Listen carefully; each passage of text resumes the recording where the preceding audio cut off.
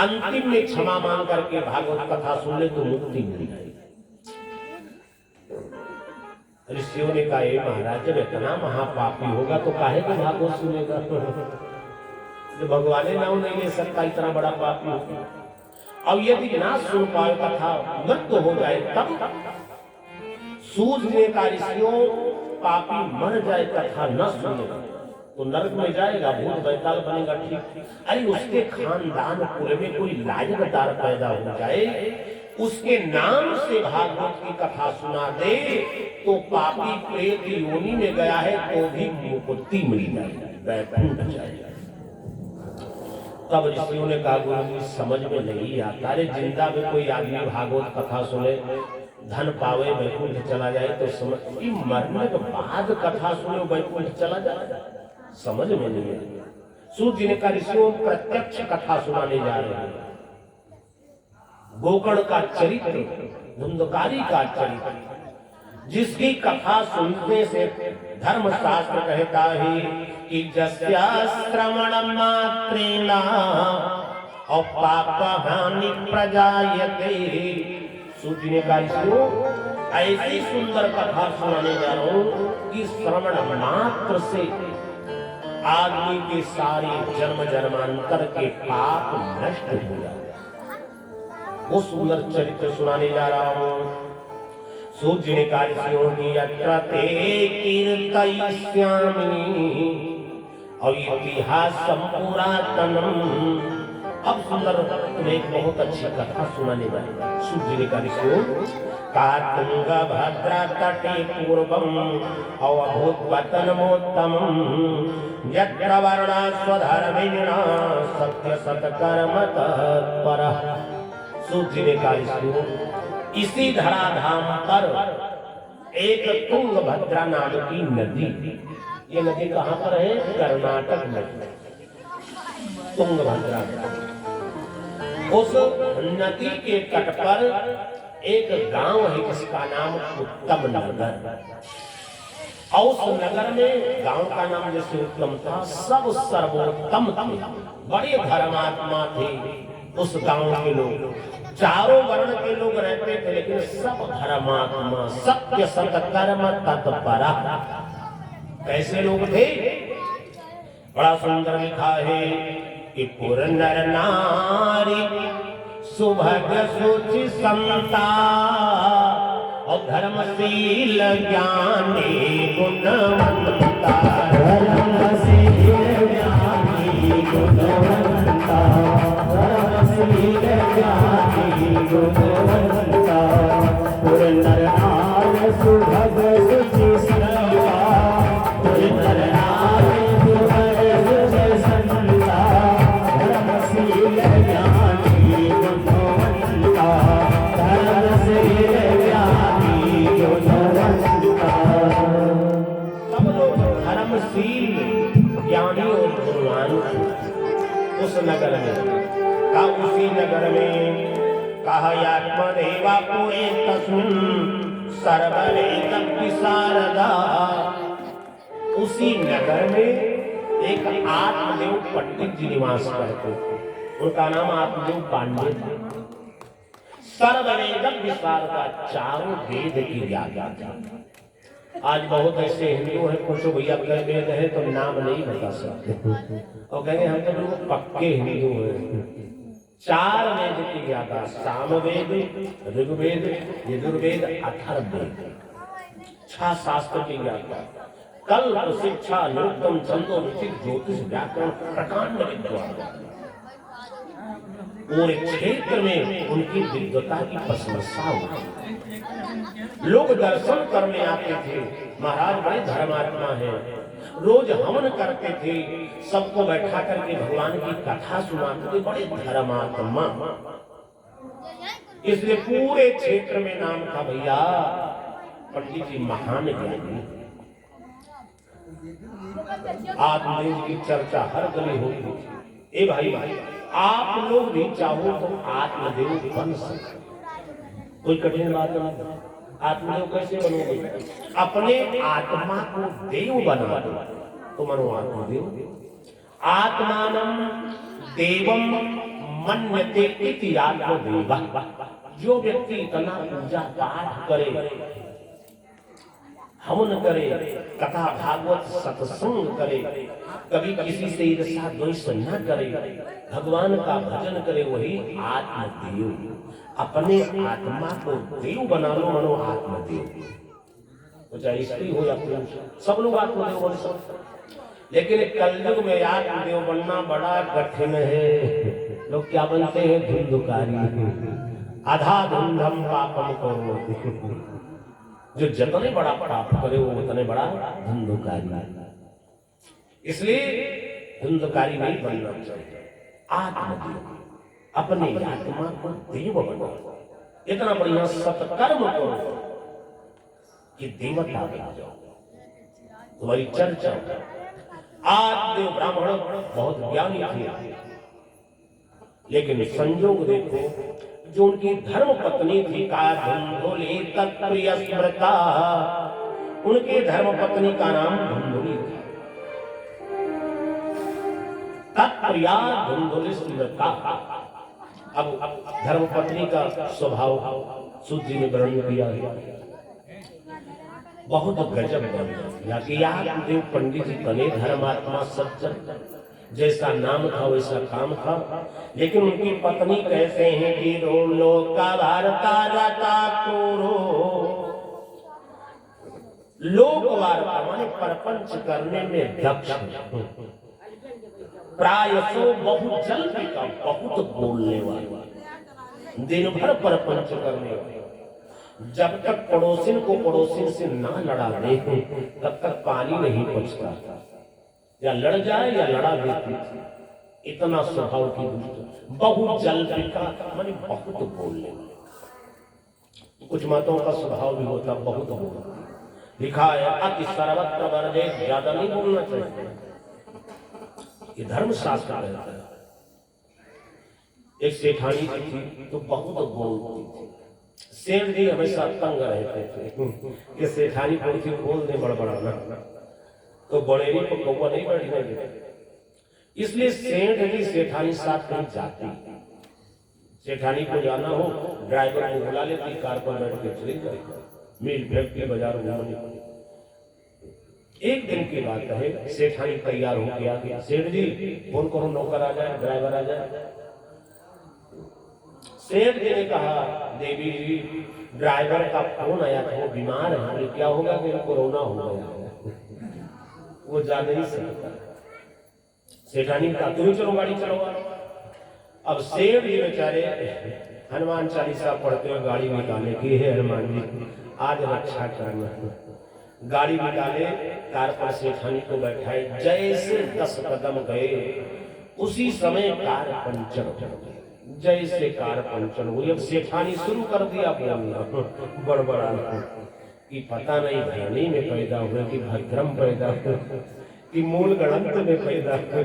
जैसे कार की वो पंचर, जैसे कार की वो इंजन खराब भ्रष्ट हो, अब बड़बड़ाना शुरू कर।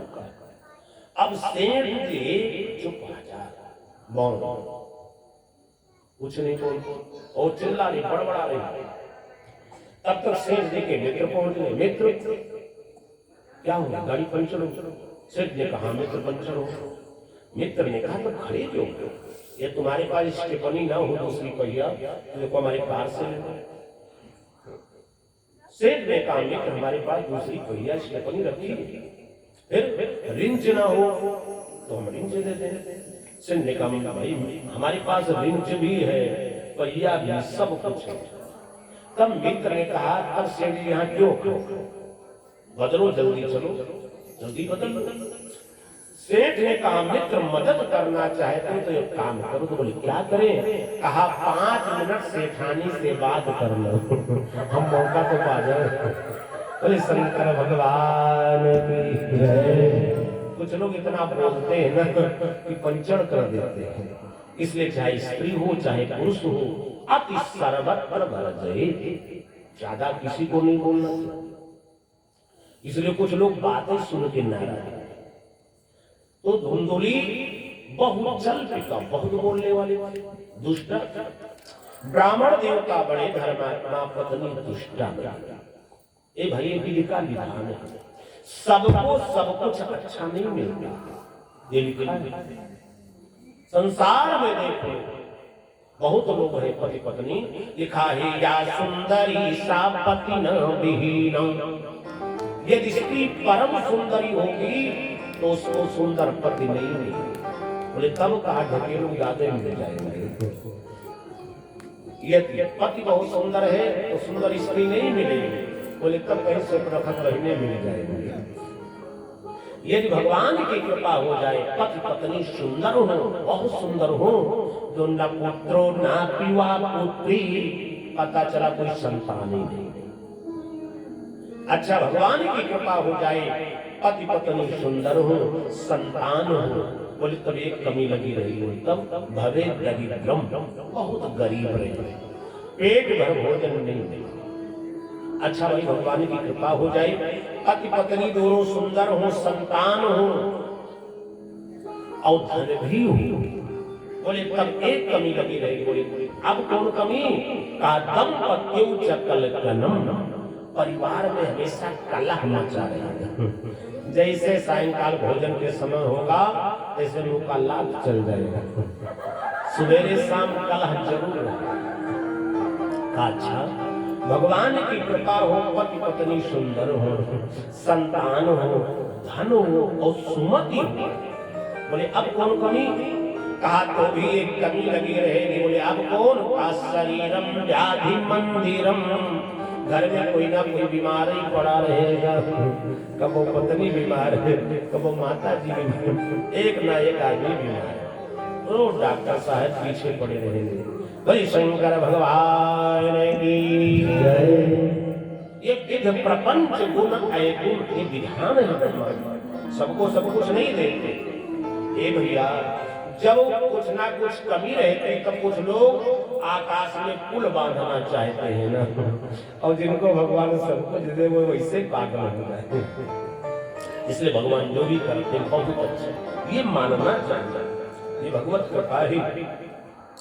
एक दिन की बात है, आत्मदेव ब्राह्मण प्रातःकाल पूजा के लिए फूल तोड़ने जाए। उधर से कुछ माताएं मैंने बाहर से आ रही थी। भाई स्त्रियों का स्वभाव होता है, ये अकारण ज्यादा होता है। जैसे गांव की स्त्रियों ने देखा प्रातः 5 बज रहे थे, एक स्त्री बहुत दुष्ट थी, उसने कहा बहन जल्दी मुंह घुमा ले। बोले क्यों? अरे कहा वही निर्वंशी पंडित आत्मदेव वाले जैसे इतना मजे से कहा, लेकिन करने करने जपन जन आत्मदेव ब्राह्मण के कानों में आवाज पड़ गई, सुन ली। अरे आज हमारा कोई मुख नहीं देखना चाहता, ये सब कहते निर्वंश। आत्मदेव ब्राह्मण ने विचार किया अब हम नहीं किए, अब हम आत्महत्या। देखो कोई व्यक्ति कुछ कह दे तो आदमी को धैर्य नहीं खोना चाहिए कि उन्होंने एक बात कह दी, बस कुछ मूर्ख होते हुए रटे रहे, वही रटे रहे। कोई कुछ भी कह दे दिमाग से हटाओ, खुश रहो, प्रसन्न रहो, ये समझो कि इसके कहने से ना हम दुखी हो सकते ना इसके कहने से हम सुखी हो। सुख दुख हमारे अंदर है। कुछ लोग होते हैं ना कि उनका सुख दुख सर हाथ में रहता है। कोई आदमी पेड़ बोलते भो भो सुनो, और कोई भैया प्रशंसा कर रहा है गदगद। इसलिए अपना सुख दुख अपने अंदर रखो। कोई कुछ भी कहे हमारे ऊपर फर्क पड़ने वाला नहीं। कोई निंदा करे तो भी हंसते रहेंगे, कोई स्तुति करे तो भी हंसते रहेंगे। सुख दुख अपने अंदर रखो, किराए पर लेकर न चलो। ये धर्म शास्त्र कहता है, किसी के कहने से घबराओ नहीं। इधर प्रियात्मा हो बुद्धिमान आत्मदेव ब्राह्मण के धैर्य अब जिक्र किया। कभी कभी बुद्धिमान आदमी भी धोखा खा जाते हैं। विचार किया चलो आत्महत्या कर ले, जंगल में पहुंच गई तो कहे पास में प्यास लगी। आत्मदेव ब्राह्मण ने कहा धर्म शास्त्रों में लिखा है अंते मति सागति, मरते समय जिसका मन जहां लगा रहता उसको वहां जाना पड़ता। प्यास लगी है, आत्महत्या करेंगे ना तो हमारा मन जलने लगा, इसलिए मछली होना पड़ेगा। पता नहीं मगरमच्छ हो जाए या गंगा हो जाए। पता नहीं कौन जल जल पड़ा, इसलिए मरना तो लोग जल पी करके मरे। देखो इतना ज्ञान होते हुए भी आत्महत्या करने लगे। कुछ लोग होते भैया बुद्धिमान होते हुए भी मूर्ख होते। एक आदमी सोचा आत्महत्या करना है और गया रेलवे लाइन पर लेट गया। अब बहुत लोग मनाने हैं भैया आत्महत्या न करो, वापस नहीं माने। आज हमने संकल्प कर लिया मरना, तब तक उसका मित्र बोल ए भैया अरे सबके घर झगड़ा लड़ाई होता है क्यों मरने आए? उसने कहा हमने दृढ़ किया संकल्प अब पक्का मरने। रेलवे लाइन पर लेकर तो मित्र ने पूछा अच्छा मर रहा ठीक है, लेकिन ये बताओ सिरहाने मोबाइल क्या बांध के रखे हो? उसने कहा पूरी सब्जी बांध के रखे हैं। कहा क्यों? कहा कहीं ट्रेन लेट हो जाए तब क्या भूखों मर जाएंगे। बोले शंकर भगवान की जय। ऐसे ऐसे मूर्ख रहते हैं। आत्मदेव ज्ञान है ये प्यासे मरेंगे, हमारा मन पानी लगा तो मछली बनना पड़ेगा। सोचते लाओ जल पी करके तब मारे, क्योंकि हमारा मन पानी में नहीं लगता। एक बात याद रखो, मरते समय तुम्हारा मन जिसमें लगा रहेगा वहीं पर जाना पड़ेगा। इसलिए ज्यादा स्नेह किसी से मत करना। आजकल के लोग तो किससे ज्यादा, कुछ लोग तो कुत्ते से ज्यादा स्नेह करते हैं। सारे में देखो गोदी में कुत्ते को ले खिलाते हैं, कार में घुमाते हैं, कुत्तों से ज्यादा स्नेह करते हैं। तो समझ जाओ कहीं मरते समय ध्यान आ गया तो गोविंदाय नमो नमः। आगे जड़ भरत का चरित्र आएगा। जड़ भरत जैसे महाज्ञानी केवल हिरण के बच्चे के मोह में पड़ गए और मरने के बाद हिरण बन गए। इसलिए किसी से आसक्ति मत करो और ज्यादा माल पानी रुपया पैसा भी ध्यान मत करो। नहीं ये ध्यान तुम्हारा मरते समय आ गया ना तो सांप बन के पहुंच जाओगे घरे में जहां माल पानी रखे। इसलिए किसी चीज पर आसक्ति मत करो। आत्महत्या करने पहुंचे सरोवर में जल पिया, तब तक एक महात्मा जी दिखाई पड़े और जैसे महात्मा जी को देखा आत्मदेव ब्राह्मण ने महात्मा के चरणों में लिपट पड़ी, रोना प्रारंभ कर दिया। महात्मा ने प्रश्न किया ब्राह्मण देवता कि कथम रोदस विप्रत्वम औकाते चिंता बलियसी। अरे ब्राह्मण देवता क्यों रोते थे? तब आत्मदेव ने कहा महाराज क्या हमारा बहुत बड़ा कहाँ महाराज कहा पाल्य तेय मया धेनु, घर में गैया ले आऊं तो बांध निकल जाता, और रोटी तो या मया वृक्षो, पेड़ लगा दूं तो फल नहीं लगता, बाजार से फल ले आऊं तो सड़ जाता। ए महाराज मैं संतान ही हूं, पता नहीं कौन पाप हमारा उदय हुआ है, हम संतान हैं। इतना कहकर अब महात्मा जी को दया लगी। महात्मा जी तो घबराओ नहीं, लेकिन तुम्हारे भाग्य में थे। महात्मा जी ने आत्म पंडित जी के भाग्य रेखाओं को पढ़ा कि सप्त जन्मावधि चैव और पुत्रो नैव च नैव च। अरे ब्राह्मण देवता हमने आपके भाग्य रेखाओं को पढ़ा 7 जन्म तक संतान नहीं था। सुनते ही आत्मदेव मूर्छित होकर धन्य हो महाराज, कहाँ 21 जन्म के लिए आत्महत्या करने आए थे और आपने 7 जन्म का बता दिया। आपने हमारा दुख 7 गुना बढ़ा दिया। इसलिए महाराज अब पुत्र का वरदान नहीं, आपके सामने आत्महत्या कर लिया। ऐसा सिर पटकेंगे ना कि सर फट जाएगा, मर जाएगा, आत्महत्या करेंगे। हे महाराज ब्रह्म हत्या का पाप आपको भी लगेगा। भाई हत्या का पाप 3 व्यक्ति को लगता है, करे, करावे और देखे जो। इसलिए कहीं कोई पाप कर्म हो देखना भी नहीं चाहिए। इधर कोई आत्मा बंद हो, आत्मदेव ब्राह्मण ने कहा महाराज पुत्र का आशीर्वाद नहीं दोगे आत्महत्या करेंगे। महात्मा जी घबरा गए, ना खामुखा ब्रह्म हत्या का पाप लग जाएगा। महात्मा जी ने झोली से फल निकाला और फल दे दिया। फल दे करके समझाना प्रारंभ कर दिया। कहा, ब्राह्मण देवता, यदि तुम्हें पुत्र के प्रति इतना स्नेह है तो ले जाओ फल, पत्नी को खिला देना, सुंदर पुत्र पैदा हो। आत्मदेव ने कहा, महाराज क्षमा कर, नाराज मत हो। आप साधु वैरागी गृहस्थाश्रम का आनंद नहीं जानते कि गृहस्थाश्रम में क्या सुख है। आप वैरागी बाबा हो ना। गृहस्थाश्रम में बड़ा आनंद है। जब छोटे बच्चे तुतलाते हुए बोलते हैं, पापा कहाँ ले हो रहा, जब तुतला करके बोलते हैं तो लागत कानों में रसगुल्ला घुल गया, इतना आनंद आता है। आप संत क्या जानो गृहस्थ का। इसलिए महाराज पुत्रम देहि, हमें पुत्र का सेवा। महात्मा ने फल दे दिया, ले जाओ पत्नी को खिला देना, सुंदर धर्मात्मा पुत्र होगा। लेकिन 4 नियम का पालन करना होगा। कहा, सत्यम शौचम दया दानम मेक भक्तम तु भोजनम। अपनी पत्नी को फल खिला देना, 4 नियम बता देना। गर्भावस्था में जो माताएं 4 नियम का पालन करती उनके घर धर्मात्मा पुत्र पैदा होगा। विशेषकर गर्भावस्था में सत्यम, गर्भावस्था में माताओं को सत्य बोलना चाहिए। शौचम, हमेशा पवित्र रहना चाहिए। ईर्षा द्वेष क्रोध नहीं करना।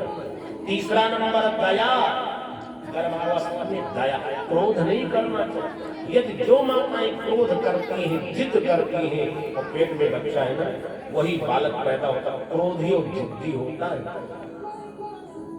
भक्तम तो भोजनम, गर्भावस्था में माताओं को मीठा भोजन, मधुर भोजन करना। और आज कलयुग में तो उल्टा होता है, गर्भावस्था में पावे तो खटाई के कूड़े ही खा जाए। ये नहीं कि मधुर मीठा भोजन करें। इस प्रकार से नियम बता दिया। ब्राह्मण देवता पत्नी को नियम का पालन करेगी, तुम्हारे घर में बढ़िया सुंदर पुत्र पैदा होगा, ध्रुव प्रहलाद जिससे पैदा होगा। और सत्य बात है, यदि ये माताएं चाहें तो अपने बच्चों को ध्रुव प्रहलाद बना सकती, और माताएं ना चाहें तो सुल्ताना डाकू बना सकती। क्योंकि आज जो माता, उसके बाद तब पिता। जो माताएं अच्छा संस्कार देती है ना, बच्चे बढ़कर भी महान वही चल कर। इसलिए हर माता पिता को बच्चों को अच्छा संस्कार देना। आजकल में तो इतना व्यस्तता है कि माता पिता को तो मौके नहीं मिलता संस्कार देने का। शहर में देखो दोनों प्राणी सर्विस करते हैं और बच्चों को आया पालते हैं, कहाँ से संस्कार मिलेगा। इधर आत्मदेव ब्राह्मण पहुंचे। दूसरी पूजा देवी महात्मा का दिया हुआ महाप्रसाद है, आशीर्वाद खाओ, सुंदर पुत्र पैदा होगा। दूसरे ने हाथ में ले लिया, ठीक है खा लेंगे। अरे खा लो, अभी नहीं खाएंगे, स्नान ध्यान पूजा पाठ करके तब खाऊंगा। आज जो पंडित जंगल में चले गए समझा लाने के लिए, धुंधुली पूरे गांव के स्त्रियों को बुलाया, सबको बैठाया, बीच में बैठ करके फल रख दिया और रोना प्रारंभ कर दिया। तो गांव की स्त्रियों ने कहा, बहन जी, लोग बुलवा देते कथा भागवत सुनने के लिए, सत्यनारायण भागवत कथा सुनने के लिए, इस सबको बुला करके और ये फल रख करके रोना क्या कारण है। तब धुंधुली ने कहना प्रारंभ कर दिया कि हो चिंता ममोत्पन्ना और फलम चाहम न भक्षे। अरे बहन जी, हमारे पति देव फल लाए, और कहते किसी महात्मा ने दिया ना, कहते खा लो पुत्र पैदा है। इसलिए हमारे समझ में नहीं आता कि यदि मैं सचमुच फल खा लूंगी तो फल भक्षेण गर्भस्यात्, फल खा लूंगी तो गर्भवती हो जाऊंगी, और जब गर्भवती हो जाऊंगी तो उस समय कहा फल भक्षेण गर्भस्यात्, और गर्भेणोदर वृद्धिता, गर्भावस्था में हमारा पेट भारी हो जाएगा। और जब पेट भारी हो जाएगा ना, तब मैं भाग नहीं सकती। गाँव की स्त्रियों ने कहा, बहन कहूँ तुम्हें भागना दौड़ना है, कौन मिलिट्री में भर्ती होना है ना कि दौड़ लगाना है। उसने कहा, सुनो बहन, कहीं आग लग जाए तब, भूकंप आ जाए तब, अरे तुम लोग भाग करके निकल जाओगी और तदा में मरणम भवे, यदि गांव में कहीं आग लग गया ना तुम लोग भाग जाओगे, मैं भाग नहीं पाऊंगी, हम तो स्वाहा। सखियां बहुत हंसी, धन्य हो गए, मैंने तुम्हारे पति पंडित है, ऐसा पूजा पाठ करेंगे आग नहीं लगेगी, घबराती क्यों? अच्छा बहन, आग न लगे, ठीक बात। ये बताओ, जब पेट भारी हो जाएगा, स्वल्प भक्षम, भोजन बहुत कम होगा, तो गृह कार्यम कथम भवे, घर का सारा काम अकेले संभालती हूँ। ये पंडित जी तो केवल शंख ही बजाते हैं, हम ही संभालती हूँ, तो घर का काम कौन करेगा? मैं तो कर नहीं पाऊंगा। गांव की सखियों ने कहा, बहन देख चिंता मत कर, जब अपनी ननद बुआ बनने वाली हो जाती है ना, तो भाई बुआ को नेतृत्व देना ही पड़ता, इसलिए होशियारी कर, 6 महीना पहले से नंद को बुला ले और घर का खूब काम काज करो, और जब लल्ला पैदा हो जाएगा तो नेक के बदले में खूब माल पानी देकर विदा कर दे। इसलिए अपनी नंदिया को बोला। धुंधुली ने कहा, बहन नंद का नाम मत लेना। बोले क्यों? कहा, वो तो महाचोटी न है, यदि वो घर में आ जाएगी तो नंदा संहारे तदा काम मंदायामयि सर्वस्वम नंदा संहारे तदा। यदि हमारी नंद आ जाएगी ना, अरे तो सब चौपट कर देंगे, हम 12 दिन के लिए सौरी में बैठ जाएंगे, तो सारा घर का माल पानी धो करके अपने ससुराल में ननंदा संग हरे सब धो ले जाएगा। इसलिए मैंने महाचोटी उसको नहीं बुला सकता। सखियों ने कहा, अच्छा ठीक, उसको नहीं बुला सकता तो नौकर कर, नौकर, हाँ बहन नौकर कर सकते, लेकिन हे बहन एक बात और मैंने सुना है। और क्या सुना? गर्भस और तदा में मरणम भवेत्। हमने सुना है पेट में बच्चा कभी टेढ़ा मेढ़ा हो जाता। हाँ बहन सुना तो सही बात है, कभी कोई उल्टा हो जाता, नाल फंस जाता। ए बहन, जैसे टेढ़ा मेढ़ा हो जाएगा तो लोग लेकर के सीधे जिला अस्पताल पहुंचा दो, महिला अस्पताल, और वहां दशा क्या होगी? बड़े बड़े डॉक्टर लोग आएंगे और वही बड़का वाला ऑपरेशन करेंगे। बच्चा बचे चाहे ना बचे, लेकिन हम तो तदा में मरणम भवेत्, हम तो टें हो जाएंगे, हम नहीं बच सकते। इसलिए ना हम फलम भक्षे बहन, मैं फल नहीं खा सकता। अब जितनी गांव की सखियां थी सब हंसने लगी, धन्य हो धुंधली, मूर्ख हृदय न चेत, और जो गुर मिले बिरंच सम। हम तुमको नहीं समझा सकते, इसलिए तू जाने तुम्हारा काम। सब स्त्रियां अपने घर चली गई। सायंकाल का समय उसकी छोटी बहन पहुंच गई। धुंधुली ने जैसे छोटी बहन को देखा, अरे वाह बहन आ गई ना, मैं बहुत टेंशन में थी, बहुत चिंता। क्या चिंता? ए बहन, मेरे पति देव फल लाए, किसी महात्मा ने दिया, कहते खालो पुत्र पैदा। उसकी बहन बड़ी चालाक थी, वो सोचती थी ना कि हमारे 5-6 बच्चे हैं और इसके कोई बच्चा न हो तो एक बच्चा इसको गोदी दे देंगे तो इसका माल पानी सब हमारा हो जाएगा। इसलिए उसने इनकी बुद्धि को भ्रमित कर कहा, सुन बहन बोली ये सब बकवास है, अरे कहीं फल खाने से पुत्र होता है, इसलिए तू चिंता मत कर, तू मेरी सगी बहन है। इस समय में पेट में बच्चा है, इस बार जो बच्चा पैदा होगा सो तेरा होगा, चिंता मत कर, दे दूंगी। अरे तुम्हें कष्ट ही नहीं झेलना पड़ेगा, फिर बच्चा मिल जाएगा। हाँ रहा मेरे पति तुम्हारे भानोई की बात, तो कुछ माल पानी पैसा मुंह चुप करा। जैसे इतना कहा धुंधुली गदगद हो गई, वाह धन्य बहन हो तो तुम जैसे कि चुटकी भर में सारा समस्या समाधान। अच्छा बहन, अब तू ये भी बता देना एक फल क्या करूं? धुंधुली के बहन ने कहा, देख बहना, बरसों से गैया बंधी है ना, कभी बच्चे का जन्म नहीं देते बछड़े, इसलिए फल खिलाते, परीक्षा भी हो जाए इस संत महात्माओं के बात में दम है कि नहीं। बस छोटी बहन के कहने से धुंधुली पागल हो गई। संतों का दिया हुआ आशीर्वाद, प्रसाद रूपी फल और गैया को खिला दिया। इसे कहते हैं माते छत्र दलिद्र के और बूंद न पर। संत ने प्रसाद भी दिया, लेकिन अभागिन के भाग्य में नहीं गाय को खिला।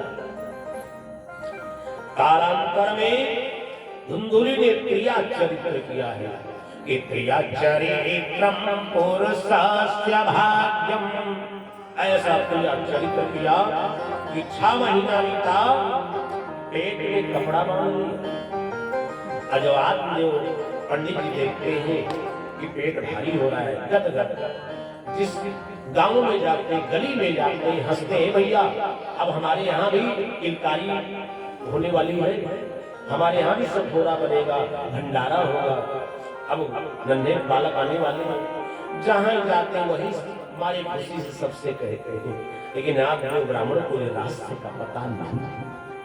कालांतर में जब बहन के बालक का जन्म हुआ, धुंधुली ने दासी को जाओ पंडित जी को बताओ। दासी ने कहा, महाराज की बेटे का ब्राह्मण देवता आपके घर में पुत्र का जन्म। जैसे देव ब्राह्मण ने सुना, गद कि गदौ दानम दिजातिभ्यो और जात कर्मम विधाय, विधान से जातक संस्कार, लेकिन रहस्य का पतन इसे कहते भैया छल।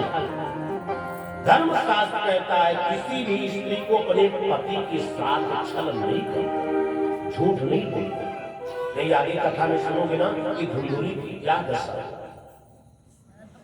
कर्म का फल पीछा नहीं छोड़ता है, पहले ही बता दिया। इधर की आत्मा बंधु, आपने ब्राह्मण ने जाकर संस्कार किया और जिस गैया को फल भी खिला दिया था, जब 3 महीना बीता है कि त्रिमासे निर्गते चाथो सत्थेनो सुसवे अर्भतम। 3 महीना जैसे बीता है, उस गाय से बड़ा सुंदर बालक का जन्म हुआ। कैसा सुंदर बालक है कि सर्वांग सुंदरम दिव्यम और निर्मलम कनकाप्रभम, बड़ा सुंदर बालक का जन्म। जैसे दिखा रही गाय से बालक का जन्म, गौ ने मानव पुत्र का जन्म दिया। जैसे ये बात क्षेत्रवासियों ने सुना, करुणे करुणे जपन जना, अरे पूरे जवान के क्षेत्र के लोग दौड़